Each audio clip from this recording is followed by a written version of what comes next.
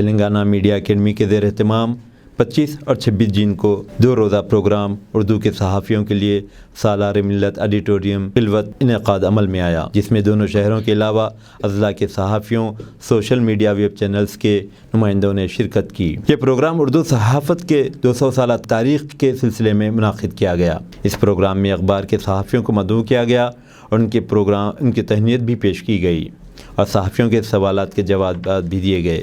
2 روزہ training classes بھی چلائے گئے۔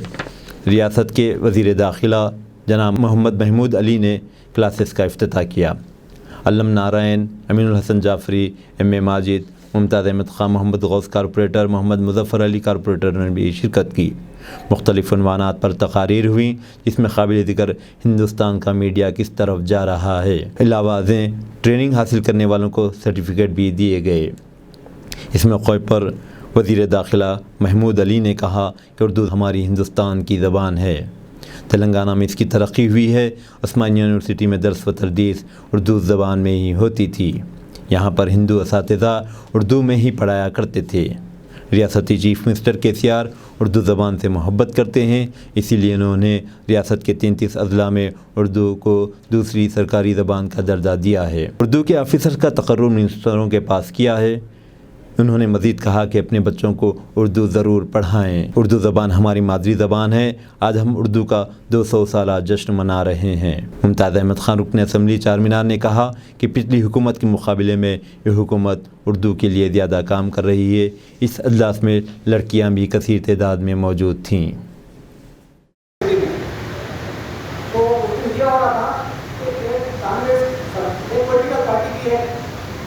بہت لمبی ریلی کی پروسیشن، کافی بڑا پروسیشن تھا۔ میں 2006 کی بات کر رہا ہوں، کافی بڑا پروسیشن تھا۔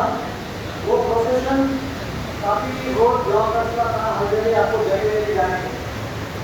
تو مجھے میں معلوم کرا کہ پروسیشن ہو رہے ہیں اوپر سے ہوتا رہا۔ تو آپ نے کہا کہ جتنے لوگ کام کرتے ہیں سب ٹرانسلیٹ کرتے ہیں، میں بھی ٹرانسلیٹ کرتا ہوں۔ تو میں ٹرانسلیٹ کر کے ایسے تو نہیں آیا آپ کے پاس، میں آپ کے پاس جرنلسٹ کی حیثیت سے آیا، تو میں ٹرانسلیٹر کہتا ہوں، میں سب ٹرانسلیٹ کرا۔ تو میرا بحث تھی، تو نہیں ہمارا یہ اصول ہے، ہم یہی اصول پہ اپائنٹمنٹ کرتے ہیں۔ تو بس آپ کا میں سنیے آپ کے پوری آدمی کے ساتھ پیسہ دے دیا آپ کے آپ کو یہاں پر ٹریننگ پروگرام لگ رہا تھا، آپ اس کو اٹینڈ کیے ہیں اور بڑے سمجھتا ہوں کہ سبجیکٹس کے اوپر آپ کو جو لیکچر کیے گئے اور آپ کے ساتھ انٹریکشن ہوا تو وہ جو آپ کے لیے ثابت ہوگا۔ اور جو ہے ایک دو باتیں آپ کو میں بتانا چاہتا ہوں کہ آپ کو پہلے جب جرنلزم آج سے 20-25 سال پہلے جو جرنلزم کا کانسیپٹ تھا اور آج جو جرنلزم کا جو کانسیپٹ ہے اس کے اندر جو بہت زیادہ مسئلہ پیش آیا تو یہ تجویز تھی کہ اردو یا ہندی دونوں میں حیثیت کو سرکاری زبان بنایا جائے۔ اس وقت مہاتما گاندھی تجویز تھی کہ ہندوستانی کو سرکاری زبان بنایا جائے اور اردو رسم الخط میں فارسی رسم الخط میں اور دیوناگری رسم الخط دونوں زبان میں لکھا جائے۔ تو جب ووٹنگ ہوئی تو ووٹ پورے برابر آئے۔ اس وقت راجندر پرساد کے صدر تھے، تو انہوں نے اپنا ٹاسک کی ووٹ دیا، جس کی وجہ سے ہندی سرکاری زبان ہے۔ اگر وہ ایک ووٹ ہندوستانی زبان کے حق میں ہوتا تو آپ یقین مانیں کہ آج دنیا کی سب سے بڑی زبان ہندوستانی ہوگی، چائنیز اور انگلش اس کے بعد آتے۔ لیکن میں یہ بولنے کا مطلب یہ ہے کہ میں آپ کو اس احساس سے کمپنی سے نکالنا چاہتا ہوں کہ ہم اردو والے مایوسی کا مجبوری کا شکار ہے۔ اب جو سرکاری عادت و شمار ہے اس کے تحت جو ہے ایک حقیقت یہ ہے کہ اردو کو صرف مسلمانوں کی زبان کہا جا رہا ہے، قرار دے دیا گیا ہے۔ یہ اور بات ہے کہ سر جنہیں لوگ ہیں جو اردو میں لکھتے ہیں، اردو میں شاعری کرتے ہیں، لیکن اکثریت کی مادری زبان تو اردو ہی ہے۔ کچھ عرصہ اس جشن کو ٹل جائیں کہ جشن مبارک ہو، پر یہ بھی صداقت ہے، ہم لوگ حقیقت کے احساس سے عاری ہیں، گاندھی ہو کے غالب ہو انصاف کی نظروں میں، ہم دونوں کے قاتل ہیں، دونوں کے پجاری ہیں۔ ہم اردو زبان اور اردو صحافت کے 200 سال کا جشن منا رہے ہیں، لیکن اردو صحافیوں کے حالات کچھ ٹھیک نہیں۔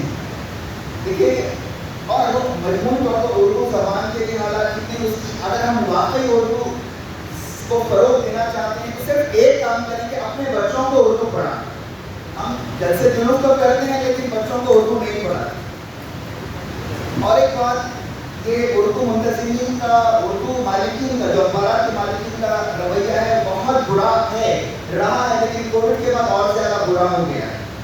میں کسی تعمل کے بغیر یہ کہنا چاہتا ہوں کہ کئی اخبارات میں اسٹاف کم کر دیا گیا کووڈ کے بعد سے، اور کچھ ایسے حالات پیدا کر دیے گئے کہ 4 لوگوں کا کام ایک آدمی کو کرنا پڑ رہا ہے، اور پھر کوئی معاوضے وغیرہ کی کوئی دل خوشکن صورتحال نہیں ہے۔ یہ اردو اخبارات کے مالکین کو سوچنا چاہیے کہ اگر یہی رجحان رہا تو مستقبل میں کہاں سے لوگ اور کیوں ان کے پاس کام کرنے کے لیے آئیں؟ بہت گہرا سوال ہے۔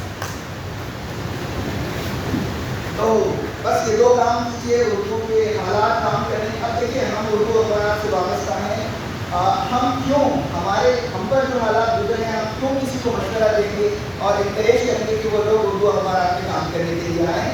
کم سے زیادہ یہ سوال اردو اخبارات کے مالکین کو سوچنا چاہیے۔ اور جہاں تک 2-3 باتیں ترجمے کے بارے میں کہہ کر میں شوکت صاحب کو مدعو کرنا چاہوں گا کہ ترجمہ، دیکھیے، بذات خود ترجمہ یعنی ایک تخلیق ہے۔ ہر وہ چیز جو نہیں ہوتی اور وہ وجود میں آتی ہے وہ تخلیق ہے، اور ترجمے کا بنیادی مطلب سورس لینگویج سے ٹارگیٹ لینگویج میں مفہوم کی منتقلی، یعنی الفاظ کی منتقلی نہیں، الفاظ کی منتقلی کرنے کے نتیجے میں بہت دلچسپ صورتحال پیش آ سکتی ہے۔ میں آپ کو